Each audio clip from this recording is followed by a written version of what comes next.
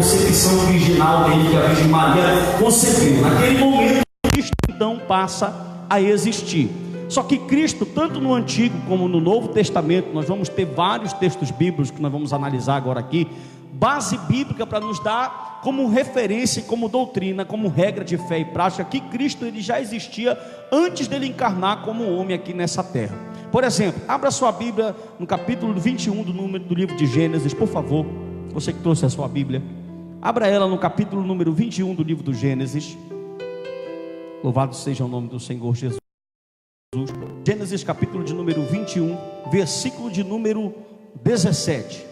Quem encontrou, diga amém. Gênesis capítulo de número 21, versículo de número 17, diz assim, ó: E ouviu Deus a voz do menino, e bradou o anjo de Deus a Agar desde os céus e disse: Que tens, Agar? Não temas, porque Deus ouviu a voz do rapaz, e desde o lugar onde está. Depois você passa à frente só um capítulo 22, versículo de número 11. Você vai ver no episódio de Abraão, quando está indo sacrificar o seu filho Isaque. E no momento do sacrifício, o versículo de número 11 vai dizer assim, ó: Mas o anjo do Senhor. Você pode observar que essa palavra anjo do Senhor, ela está em caixa alta na sua Bíblia, certo? Porque o anjo do Senhor lhe bradou desde os céus e disse: Abraão, Abraão. E ele disse: Eis-me a... Verso 12, então disse: Não estende a tua mão sobre o moço e não lhe faça nada, porque agora sei que temes a Deus e que não negaste o teu filho, o teu único. Você pode observar Gênesis capítulo de número 48, olhe para mim. Você vai ver esse mesmo anjo do Senhor se apresentando a Jacó, o mesmo anjo que tinha se apresentado a ele lá em Peniel, que muda o nome dele de Jacó para Israel. Juízes capítulo de número 6, esse anjo vai se apresentar aí a Gideão e vai dizer: O que fazes aqui, varão valoroso? E esse mesmo anjo também se apresenta a Manoá, ou a mulher de Manoá, a mãe de Sansão, no capítulo de número 13 do livro de Juízes. Toda vez que esse anjo aparece, ele aparece com o verbete anjo do Senhor. Diga comigo, anjo do Senhor. E isso todos os estudiosos já têm em mente que são pré-aparições. Lá no Antigo Testamento existe um termo técnico que eu vou te explicar, chamado teofania. Teofania era quando Deus se aparecia visivelmente a um homem. Por exemplo, Moisés, quando vai ser chamado por Deus, lá no livro do Êxodo, ele vê uma sarça pegar fogo, mas essa sarça pega fogo e não acaba. Isso é chamado de teofania. Ele está vendo Deus de modo visível através daquela sarça ardente. Então Cristo ele aparece. Você pode observar que todas as vezes que esse anjo do Senhor aparece, esse anjo do Senhor também é o mesmo anjo que vai aparecer em Josué capítulo de número 5, quando Josué tem aquela visão de um anjo que está com uma espada já desembanhada. Ele vai aparecer em um corpo, vai se apresentar como um varão. Tanto que no texto do livro do Gênesis, quando esse anjo do Senhor, olhe para mim, luta com Jacó, você vai observar que Jacó é tocado por esse anjo na junta da sua coxa direita. Sim ou não? Então você pode ver que não é só um ser imaterial, que não é só um ser espiritual, é um ser sólido, é um ser físico, é um ser que tem um corpo. Como a Bíblia fala em João capítulo de número 4, versículo de número 24, 1 Timóteo capítulo de número 6, versículo de número 16, que Deus, ele não pode, ele é espírito, ele não possui um corpo físico. Logo a gente tem a entender que essa aparição aqui é Deus sim, mas numa cristofania. É o Senhor Jesus Cristo aparecendo a Agar, é o Senhor Jesus Cristo aparecendo a Abraão, é o Senhor Jesus Cristo aparecendo a Jacó, é o Senhor Jesus Cristo aparecendo a Gideão, e o Senhor Jesus Cristo aparecendo a Manoá também. Então a gente pode observar que o Antigo Testamento já vai nos dar pistas sobre essas pré-aparições, essa pré-existência do Senhor Jesus. Mas pastor, ainda não ficou claro. Tudo bem, quando a gente mergulha agora no Novo Testamento, a gente vai ouvir o maior profeta segundo Cristo, João Batista. Abre João aí, por favor. Evangelho de João, capítulo de número 1, por favor, todos. Evangelho de João, capítulo de número 1. Nós vamos ver no Novo Testamento um testemunho dessa tal pré-existência. O que significa, pastor Narciso, pré-existência? Pré-existência significa que Cristo não foi criado, ele sempre existiu. Então ele não tem começo e não tem fim. Isso é provado através de João. João capítulo de número 1. Você encontrou, irmão? Sim ou não? Então me aguarde aí que eu abro aqui também. João capítulo de número 1, versículo de número 15. Olha o que João Batista vai falar. Preste atenção no texto que você vai ler, por favor. E o verbo, versículo 15. João testificou e clamou, dizendo: este era aquele de quem eu dizia: o que vem depois de mim. Olhe para mim. Por que o que vem depois de mim? Olhe para cá com a Bíblia aberta. Porque João Batista é 6 meses mais velho do que Jesus. Então quando Jesus aparece, ele abre a boca na primeira parte do verso e diz: olha, é aquele que vem depois de mim. Porque João nasceu primeiro. Continua o versículo: mas aquele que veio depois de mim foi... Como assim, pastor? Olha, você não entendeu não, irmão?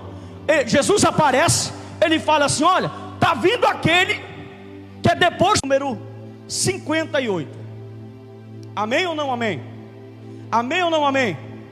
João capítulo de número 8, versículo de número 58 disse assim, ó: em verdade vos digo, que antes que Abraão existisse... Como? Olha só, o próprio Senhor Jesus dando, Léo, um testemunho da sua pré-existência. Tanto que os fariseus em outro texto vão dizer: tu não tem nem 50 anos, como é que tu se dizes? Tanto que nesse texto ele está arriscando a pele dele. Porque se Jesus abre a boca, olhe para mim, e ele diz que ele é Deus pré-existente, quando ele diz que ele é pré-existente, ele está dizendo: eu sou Deus. Então isso está colocando ele em risco. Tanto que em outro texto a Bíblia vai dizer que pegam em pedras para apedrejar ele. Capítulo de número 17 do mesmo João. Acompanhe comigo, por favor. Capítulo de número 17. Quem encontrou, diga amém. Versículo de número 5. Olha o que ele fala: e agora glorifica-me tu, ó Pai, junto de ti mesmo, com aquela glória que tinha contigo antes que o mundo existisse. Não, irmão, vai dando glória, vai entendendo o texto e vai dando glória. Mesmo capítulo, versículo de número 24. Capítulo 17, versículo 24. Ele fala assim, ó: Pai, aqueles que me deste, quero que aonde eu estiver, também eles estejam. Você sabia que essa parte desse verso que eu acabei de ler, ela já segura a tua salvação? Como assim, pastor? Lê de novo. Ele está fazendo um pedido para o Pai. Como ele foi sacrifício perfeito e imaculado, você vai já entender. Ele fala: Pai, aqueles que tu me deste, eu quero que aonde eu estiver...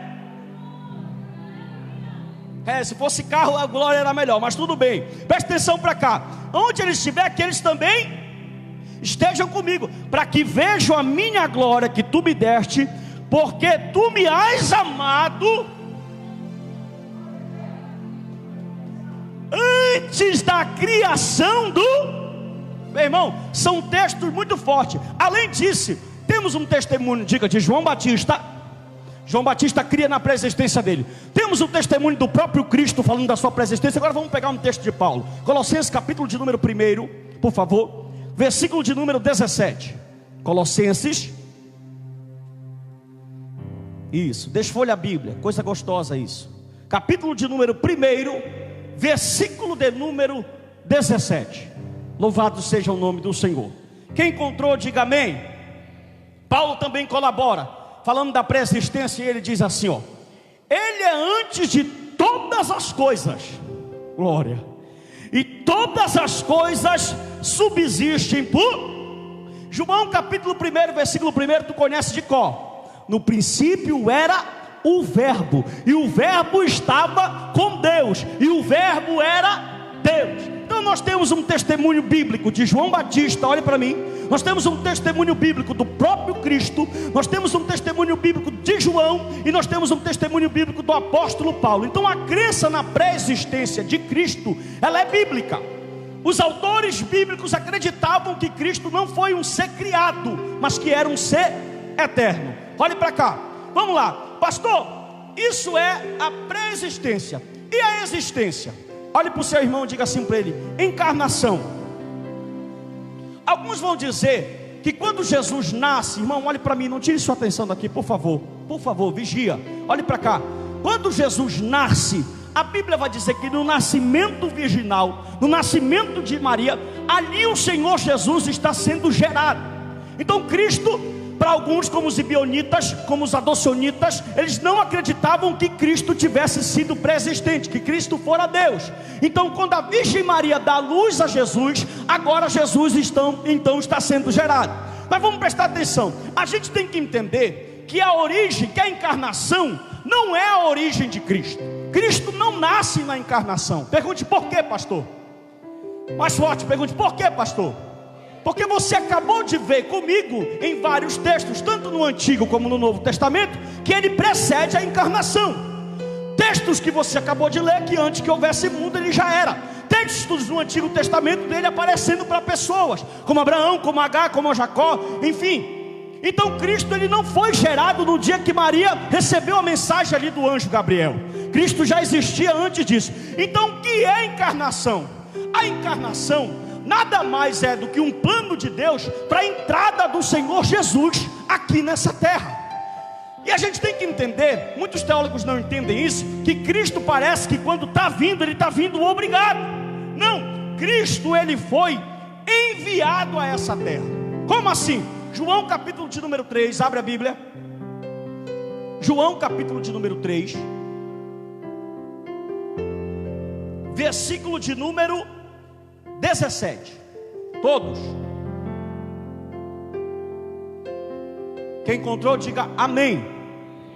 Porque Deus enviou o seu Filho ao mundo, não para que condenasse ao mundo, mas para que o mundo fosse salvo. Preste atenção que o texto acabou de te falar. Cristo não vem encarnar aqui. Há algo falado. Tem um pensamento que pensa que o Pai é o primeiro, o Filho é o segundo e o Espírito é o terceiro. Eles vão além, eles numeram. O Deus é a primeira pessoa, Cristo é a segunda pessoa e o Espírito é a terceira pessoa da Trindade. Vamos fazer uma mensagem só para te explicar aqui um dia o que é a economia da Trindade, mas esse é um outro caso. Mas o texto bíblico, que nós vamos ler outra referência, está nos explicando e nos mostrando claramente que Cristo não desce aqui obrigado. Cristo ele vem aqui enviado. A Bíblia vai dizer que existe um plano antes que o mundo fosse criado, para que o Cordeiro, o Filho de Deus, o Senhor Jesus viesse habitar aqui conosco. E essa ordem é dada ao Pai, mas não é uma ordem que Cristo recebe ela com uma corrente no pé, uma na mão, ou tipo assim, ou tu faz a minha vontade para me te glorificar, se não fizeres a minha vontade não tem glória para ti. Não. Quando, olha, o versículo chave da Bíblia você conhece. Por que Cristo vem ao mundo? João 3,16, cita para mim. Ai, mas se tu não sabe João 3,16 está pegando. Vou te dar mais uma chance. Cita João 3,16 para mim, no 3.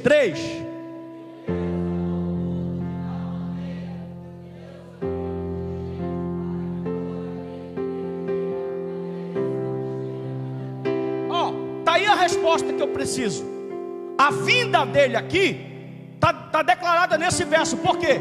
Porque Deus amou o mundo. Então a vinda de Cristo aqui é porque Deus te ama, de alguma forma.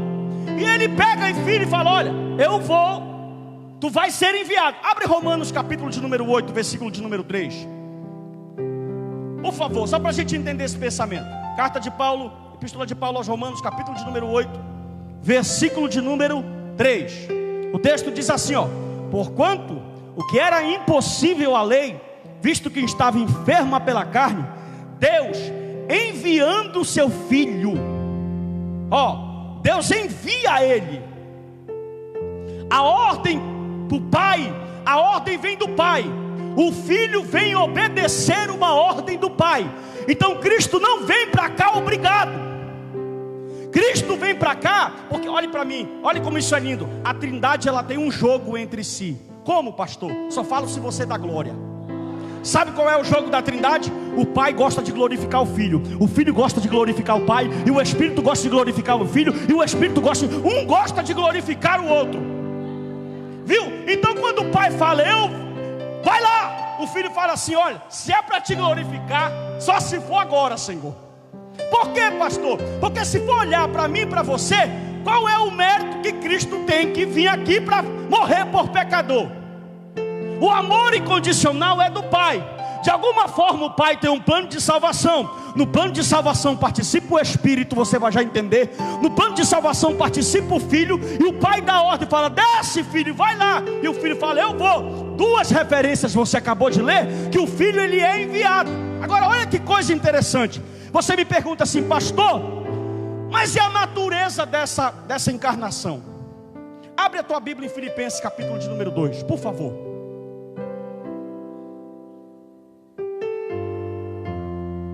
Filipenses capítulo de número 2. Por gentileza. Aleluia. Amém ou não amém? Olha só. O versículo de Romanos, capítulo de número 8, versículo de número 3. Você encontrou Filipenses? Diz que ele envia o Filho em semelhança de carne. Semelhança de quê? De quê? Então ele vem em semelhança de um corpo como esse. Mas aqui você vai ver a forma que o Filho vem. Capítulo 2, versículo 5. Acompanhe comigo, que essa leitura é importante para a gente compreender o texto. De sorte que haja em vós o mesmo sentimento que houve também em Cristo Jesus, que sendo em forma de... Olha para mim todos. Segura aí, põe o dedo em cima do versículo assim, olha para mim. Todos. Aqui está mostrando a forma que ele é. A forma da sua essência eterna é que ele é Deus. Lê o versículo 6, ó. Que sendo em forma de Deus, não teve usurpação ser igual a Deus. Aí o versículo 7, que explica a forma que ele veio. Mas esvaziou-se, tomando forma de servo e fazendo semelhante a homem. Irmão, era muito fácil se o pai falasse assim: tu vai, mas eu quero que tu vá com 0,0000000,1% só da tua glória. Se ele vem com 0,00000,1% da glória dele, Satanás estava na roça, porque é tanta glória em 1% que tu não pode imaginar. Como o nosso Cristo não é um Cristo covarde, ele fala: não, tu vai descer, mas o processo de encarnação é o seguinte: tu desce como um homem. Irmão, olha só, o texto está falando que ele é Deus, mas ele olha para o pai e fala assim: pai, eu sei que eu sou Deus, mas eu não quero, eu faço questão de não ir como Deus, eu vou me esvaziar desse atributo. Só que como a Trindade não se separa, o pai fala assim: não te preocupa, que lá tu vai curar cego, lá tu vai levar, segura para te entender, pelo amor de Deus. Olhe para mim, lá tu vai curar cego, lá tu vai curar paralítico, lá tu vai levantar surdo, curar surdo, levantar, curar mudo, fazer milagre, levantar leproso, purificar todo mundo. Aí fala: mas como, Senhor, se eu estou vazio, se a glória vai ficar aqui? Ele fala assim: não te preocupa, que o Espírito Santo, aleluia, vai estar contigo. Tanto que do começo, ó, diga comigo: nascimento, vida, morte e ressurreição. Desde o nascimento até a ressurreição, o Espírito Santo está seguro na mão dele em cada passo que ele dá. Então você já pode observar que quando Cristo vai descer aqui para salvar o mundo, para salvar aqueles que ele escolheu, a forma que ele vem vazio. Sim ou não? Agora presta atenção. Olha essas mudanças.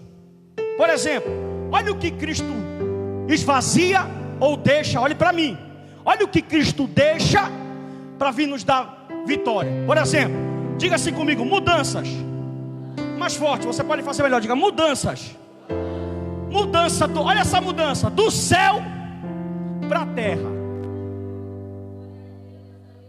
Como assim, pastor? João capítulo de número 6, versículo de número 51. Olhe para mim.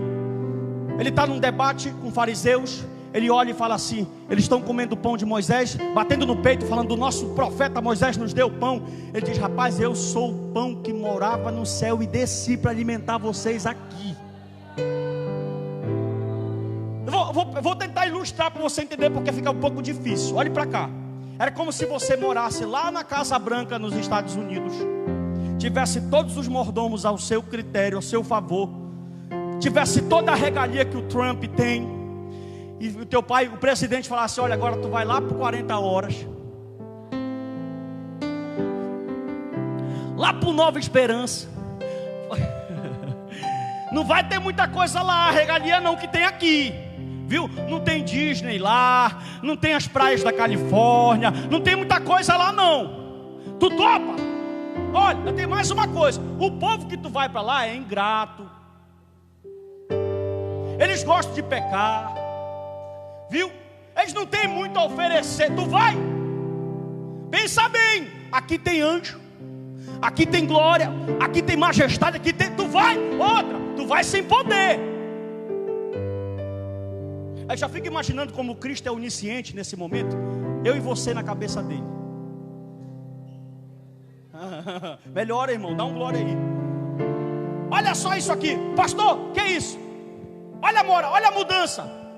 Ele se faz pobre para que eu e você seja rico. Como assim, pastor? Abre 2 Coríntios 8, rápido. Tu vai ler esse texto e se tu não der glória nessa, meu irmão, eu vou me embora, eu te juro. 2 Coríntios, capítulo de número 8. O rico se faz pobre para que o pobre seja rico. Quem encontrou 2 Coríntios, capítulo de número 8? Rápido, eu quero que todos encontrem. Primeira mudança: deixar o céu para vir morar na terra. Segunda mudança: o rico se faz pobre. 2 Coríntios capítulo de número 8, versículo 9 diz assim, ó: porque já sabeis a graça do nosso Senhor Jesus Cristo, que sendo rico, por amor de vós, se fez pobre, para que pela pobreza dele vocês enriquecessem. Tipo assim, ó, Léo, ele sabe que ele só vem passar 33 anos aqui, Diego, e sabe que vai voltar para lá, mas ele fala: pai, eu não quero isso aqui só para mim. Ah, meu irmão, você não pegou. Ele, olha o texto que eu li para você: pai, que aonde eu estiver, eles também. Aí ele fala: pai, eu sei que eu sou rico, eu sei que a glória é minha, eu sei que o poder é meu e será eternamente, mas eu divido com ele, eu divido com ele, eu divido com ele, eu divido com ele. Mas olha só, mudança de rico para pobre. Aí em Lucas ele fala assim: o filho do homem não tem nem onde reclinar a sua cabeça. Olha a outra mudança: de servido para servidor. Meu irmão, se você parar para pensar um minuto só no que tem no céu, eu acho que você fica maravilhado. 24 anciãos, anjos, arcanjos, a glória de Deus, a trindade, poder, fora o que a gente não sabe. Aí Mateus capítulo de número 20, versículo de número 28, olha a mudança: de servido para servidor. Ele fala assim: o filho do homem não veio para ser servido, ele veio para servir. João capítulo de número 13, ele pega uma bacia com água e uma toalha e fala: senta aqui que eu quero servir você. Oh glória, oh glória. Outra coisa, olha, essa aqui é forte, só fala o Senhor da glória. Olha a outra mudança: de forma de Deus. Olha isso. Ele é o quê? Ele é o quê, irmão? Diga Deus. Não, fale forte, diga Deus. Presta atenção para cá, que se tu tivesse assistindo novela, tu estava prestando atenção. Olhe para mim, diga Deus. Ele deixa de ser Deus para se tornar carne. Aí, meu irmão, olha, você vai descobrir algo tremendo. Por que, pastor, ele deixa de ser Deus para se tornar carne? Porque Deus, ele estipulou uma ordem no culto. Como assim? Olhe para mim. Lá no Antigo Testamento, quando Adão e Eva pecaram, o que foi que aconteceu em seguida do pecado deles? Um animal teve que morrer para Deus não matar eles. Ou seja, lá no tabernáculo de Moisés, o que era que a pessoa acordava todo dia de manhã e ia fazer lá? Um sacrifício de porque o pecado só é perdoado pela expiação de um sangue, e espírito não sangra. Não pegou? Porque sendo Deus se fez homem, porque Cristo tinha que sangrar.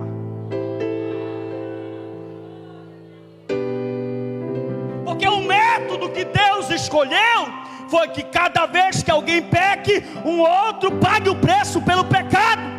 Olha como Deus é perfeito. Porque Deus encheu o Éden de animais. Porque se Adão e Eva pecam ali e não tivesse nenhum animal, eles seriam mortos pela justiça de Deus. Mas Deus deixou os animais lá, já tipificando o que o filho dele viria fazer no futuro. Olha isso, o método da encarnação. Nascimento virginal. Coitado de José, né, irmão? A mulher nunca deitou com ele, e de repente ela chega com ele e fala assim: olha, José, eu estou grávida. Você já imaginou um negócio desse? Você está namorando. Casamento judaico é diferente de casamento brasileiro. Você for estudar um pouquinho e você vai ver. Ela chega com José e fala assim: eu estou grávida.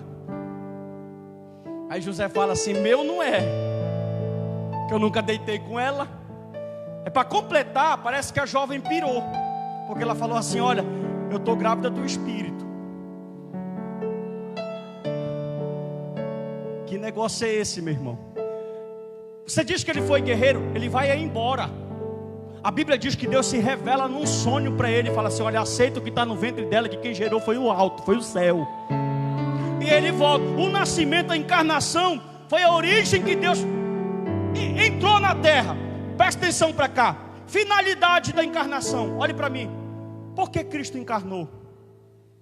Preste atenção nisso, por favor. Porque Cristo queria revelar o invisível. Você lembra que eu falei no começo da mensagem, teofania? Quando Moisés olhou a sarça, ele viu Deus em forma da sarça, uma teofania, Deus aparecendo visivelmente. Jesus olhou para Filipe e falou assim: Filipe falou: pai, mestre, mostra-nos o Pai. Cristo olhou para ele e falou assim: Filipe, quem vem a mim? Quem vê a mim, Filipe, vê o Pai.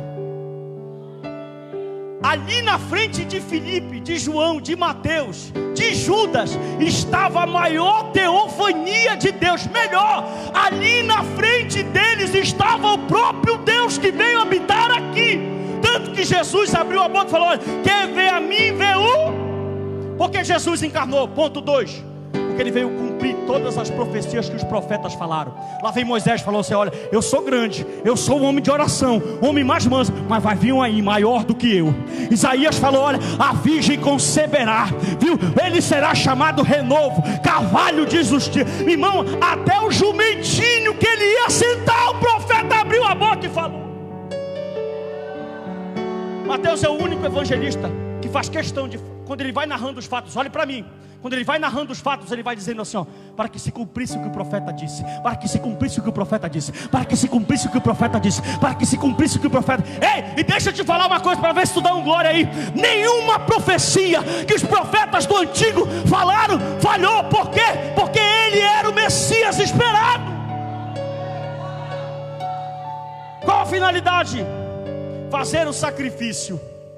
Irmão, Deus precisava de um corpo. Se você pegar, bora ler o texto, nós precisamos ler Hebreus capítulo de número 2. Oh glória. Hebreus capítulo de número 2.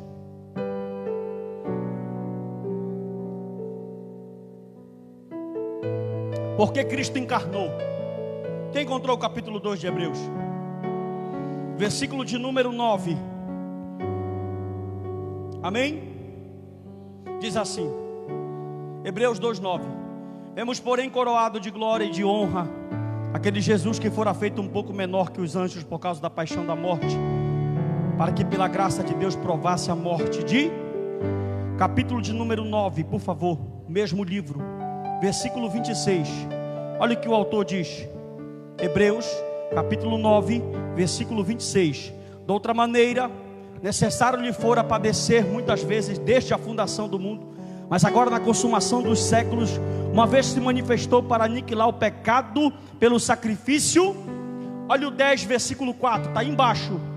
Por que Cristo tinha que encarnar?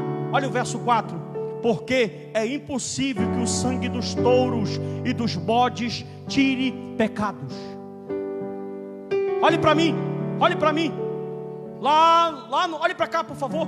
Lá no Antigo Testamento, o ritual mosaico tinha que ser feito todo dia, 2 vezes, o holocausto, de manhã e à noite. Por quê, pastor?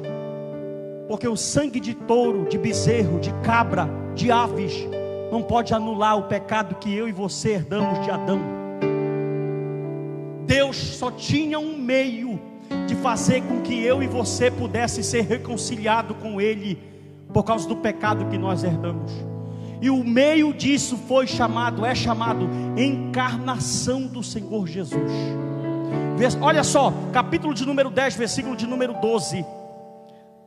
Mas este, havendo oferecido um único sacrifício pelos pecados, está sentado para sempre à destra de... Olhe para mim, você não deu glória porque você não entendeu. Olhe para cá. Lá na lei mosaica, todo dia tinha que ser pago um animal, sim ou não?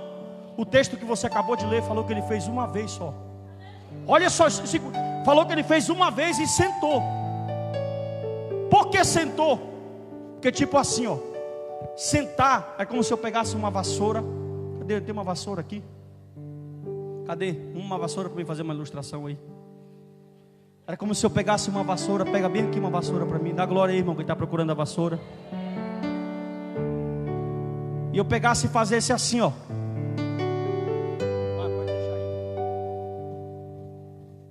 Aí eu fico aqui olhando. Aí eu observo que ainda tem um sujo bem ali. Segura. Porque o texto diz que Cristo sentou. O sacrifício foi tão perfeito que ele falou assim: não precisa mais nada. Meu irmão, pelo amor de Deus, entende o que eu estou pregando. Lê o versículo de número 12, 10, 12. Mas este, havendo oferecido um único sacrifício pelos pecados, está assentado para sempre. Você consegue compreender isso? Você consegue compreender o grau da teologia que eu estou te falando aqui, meu irmão? Você sabe, você consegue entender que isso aqui é um versículo que está dizendo que ele deixa a glória, deixa o Pai, deixa o gozo, vive, se encarna aqui, sofre, apanha, chora, morre, sente sede, para que o sacrifício dele pudesse ser perfeito, para que nós pobres pudéssemos nos tornar ricos.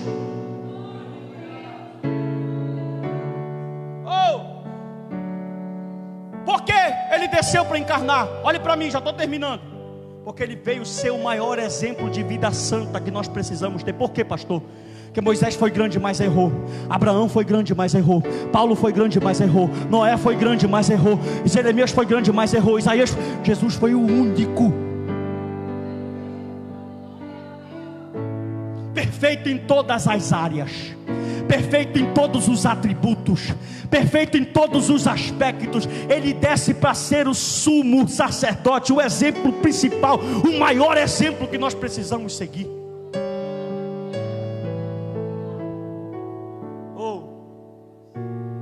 Outra, porque Cristo encarna? Porque ele veio ser o escape da herança que Adão nos deixou. Como assim, pastor? Segundo Romanos, capítulo de número 5, versículo de número 12. Olhe para mim. Eu pedi para você olhar na Bíblia, você olha. Romanos 5, 12. A Bíblia diz que por Adão o pecado entra e contamina a raça humana. Mas o mesmo texto de Romanos diz que por Adão entra o pecado, mas pelo segundo Adão entra a graça. Por Adão entra o pecado, mas em Cristo superabunda a graça. Por isso que 1 Timóteo capítulo de número 5, Paulo abre a boca e diz assim, ó: só há um intermediador agora entre Deus e os homens, Cristo Jesus nosso Senhor. Eu peço que você volte para o texto de Filipenses capítulo de número 5, capítulo de número 2. Filipenses capítulo de número 2, rapidamente, nós já vamos terminar.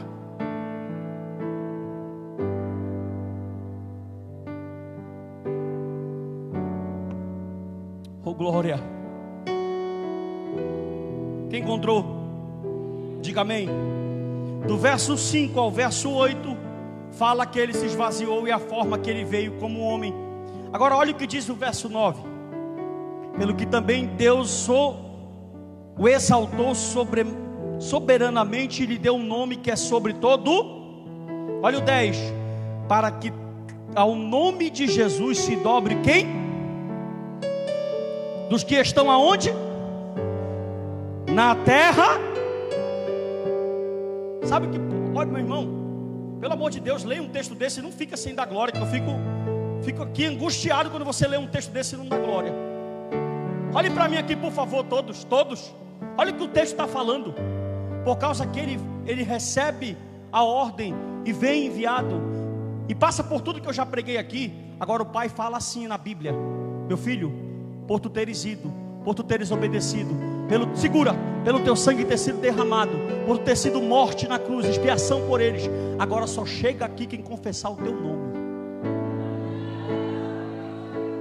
Olha o que a Bíblia está falando. Não interessa se tem 1 milhão de hinduístas, 1 bilhão de islâmicos, não interessa. Só chega lá, se dobrar e falar: Cristo é o Senhor, soberano dos céus. E outra coisa, se não dobrar o joelho agora, dobra no arrebatamento da igreja, porque quando ele voltar, ele não vem mais como homem, ele vem em glória. O Pai está falando: olha, agora eu te exalto sobre todo principado e potestade. Agora só chega aqui quem confessar que tu és Senhor. Só chega aqui o joelho que se dobrar e abrir a boca. Deixa eu te falar uma verdade bíblica. Isso quebra com o ecumenismo. Tem alguém ouvindo aí na internet? Porque virou moda agora os crentes do Brasil o seguinte: o que, pastor? Todas as religiões levam a Deus. Olha isso. No final todo mundo vai ser salvo. Porque um bandista, o macumbeiro, o espírita, o muçulmano, todos eles estão buscando a paz. Paulo quebra e diz que o único caminho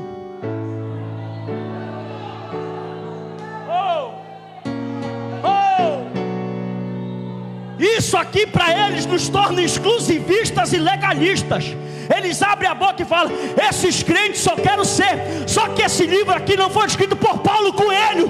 Ele é inspiração divina. Aleluia. Por isso o Senhor Jesus abriu a boca e disse: olha, eu sou o caminho, eu sou a verdade, eu sou a vida. Por que, pastor Narciso? Porque lá em Jerusalém, no tempo que Jesus falou isso, tinha judaísmo, tinha a seita dos herodianos, tinha os essênios, tinha os fariseus, tinha os zelotes, tinha os filósofos, tinha os pagãos, tinha os estoicistas, tinha os históricos. Ele diz: é só eu, é só eu.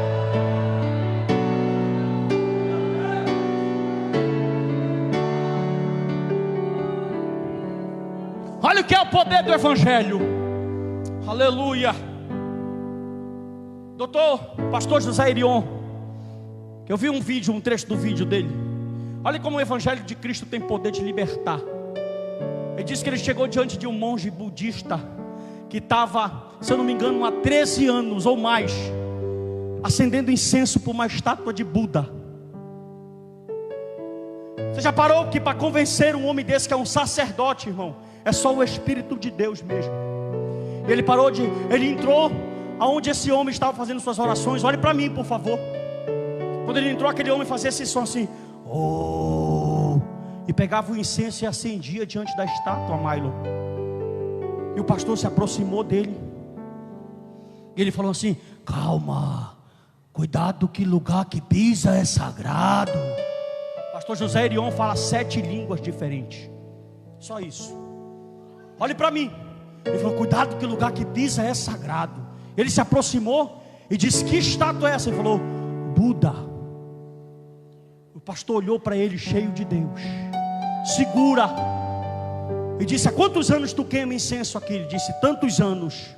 Ele falou: qual foi a vez que ele falou contigo?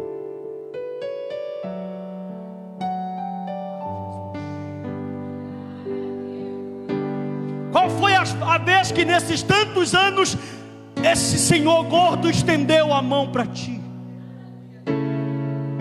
Aí ele falou: mas eu conheço um Deus. Levante a sua mão, meu irmão, que fala, que é vivo, que estende a mão, que é Senhor, que é Yeshua HaMashiach, que é glorificado em todo o céu e toda a terra, que é Senhor dos senhores, que é o primeiro, que é o último. Olhe para mim. Ele falou que foi automático, Leonardo. Pá, quando ele lança essa palavra, o Espírito Santo vai com uma bomba e as lágrimas começam a escorrer do olho do budista. Ele começa a chorar desesperadamente, falando: eu quero Jesus, eu quero Jesus.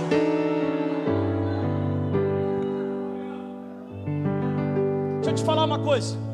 Deus prepara o planeta Terra. Já vou terminar, olhe para mim. Deus prepara o planeta Terra. Você pergunta assim: poxa pastor, teve cativeiro 430 anos no Egito, 70 na Babilônia, cativeiro assírio, cativeiro persa, cativeiro grego, cativeiro romano. Por que Cristo vem só no tempo que Roma está? Gálatas capítulo de número 4, versículo de número 4, Paulo abre a boca e fala assim, ó: para que na plenitude dos tempos. Como assim? Deus prepara o planeta. Como? Lá vem os egípcios, contribui com matemática, contribui com ciência. Depois dos egípcios vem quem? Babilônia, toda a astronomia, astrologia. Aí depois vem quem? Os persas, política, todo o sistema de política. Depois vem os gregos com toda a cultura e filosofia. Aí vem Roma com estrada, com força bélica. Quando está tudo pronto, papai do céu olha e fala assim: olha, meu irmão, está na hora para ele descer.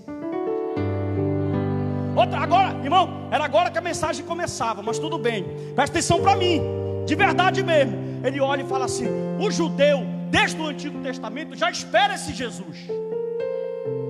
Só que os profetas profetizam. Por exemplo, vamos pegar só uma profecia aqui, que a gente não tem tempo. Isaías abriu a boca dele e falou assim: quando o Messias chegar, porque o Messias, a figura de Messias que eles esperam é de rei também.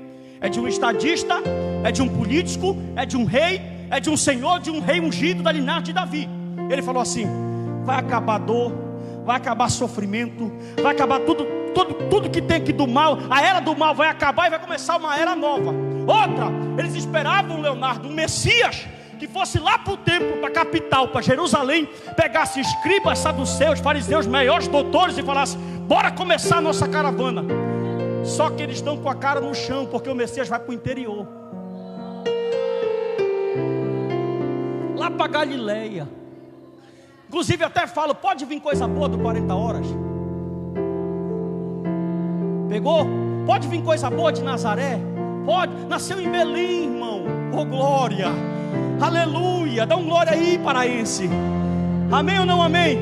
É muita curiosidade a Assembleia de Deus nascer aqui também, né, irmão? Porque o Nazareno nasceu lá em Belém da Judéia, a Assembleia de Deus nasceu em Belém do Pará. Dá um glória a Deus aí. Oh glória. Quando ele vem, aí pensa assim: não, ele vai começar a equipe de trabalho dele agora. Agora vai bombar em Jerusalém, porque só tem um profeta, só João Batista prega, ninguém mais prega. Quando Jesus aparece, o pessoal logo pensa assim: olha, João Batista vai ficar com ciúme. Para quebrar com a cara no chão, João Batista fala para ele: rapaz, que ele cresça. Não, você não pegou, que ele cresça, eu vou diminuir. Eu não sou digno, eu batizo com água, ele batiza com o Espírito Santo. Ai, alaraba, xandaraia. Olha para cá, quando vem o Messias, está lá, ele gosta de estar na Galileia, gosta de estar em Cafarnaum. Aí olha a equipe de trabalho: cobrador de imposto, que é ladrão, pescador, mentiroso. Ele fala: bora ladrão, bora pescador, chama o outro pescador, vem tu aqui, ladrão, Judas, vem cá, Mateus, publicano, cobra, funcionário público de Roma, nem o dízimo deles aceitava no tempo, bora. Fica imaginando Nicodemos, João capítulo de número 3, de frente a frente com ele, falando assim: ó, eu conheço Bíblia de frente a costa, eu sou isso, e dizia: eu vou para o culto. Ele fala assim: olha, tu conhece Bíblia, mas é eles que são o sal. Não, você não pegou, meu irmão. É os crentes que são o sal. É o crente, levante a sua mão, irmão, em nome de Jesus. O negócio, o mistério de Deus no céu, na terra, é com crente que segue a Bíblia.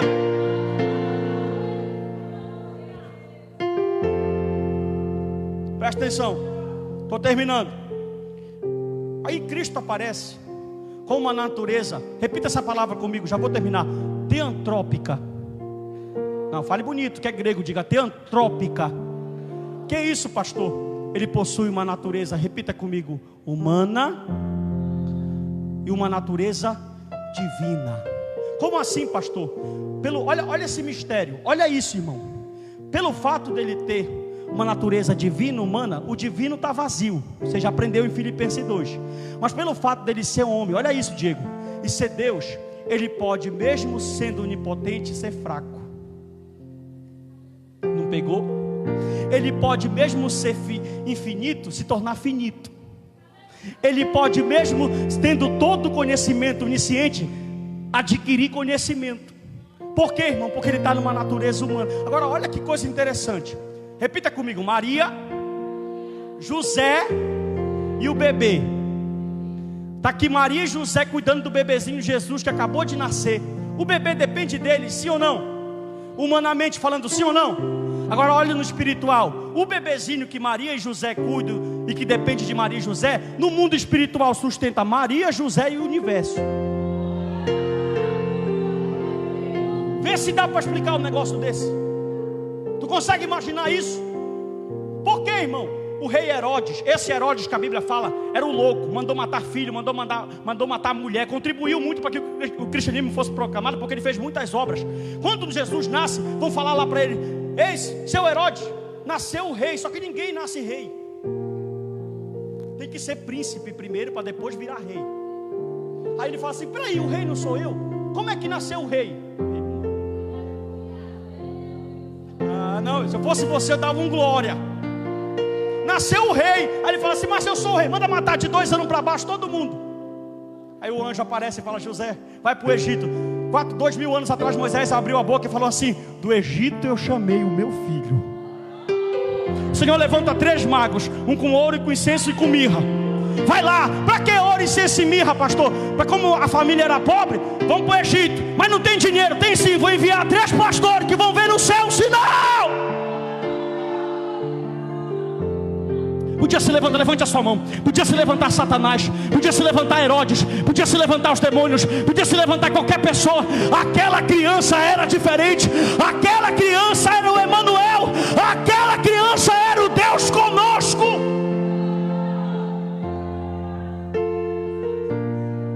Terminando, aleluia. Ainda tira um monte de coisa aqui. Eu vou terminar bem aqui.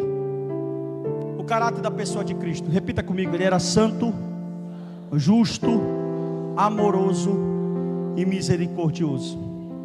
A importância da morte dele, ela foi, diga comigo, predeterminada.